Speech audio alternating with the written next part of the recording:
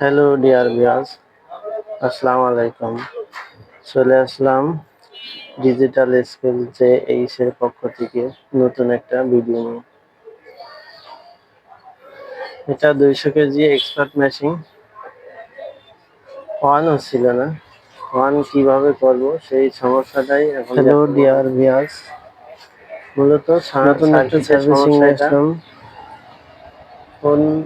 কোন এক মিস্ত্রি ভাই সার্কিটটা দেখে টেন্ডার গুলো নষ্ট করে ফেলেছে।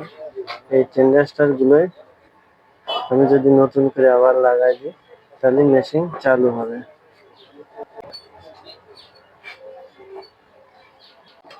ভিডিওটা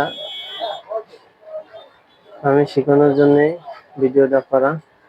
অবশ্যই যে দেখবেন, একটু লাইক কমেন্ট শেয়ার করবেন, তাহলে কাজটা শিখতে পারবেন।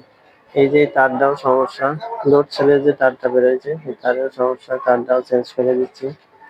চেঞ্জ করে সার্কিটের সাথে লাগাই দিলাম।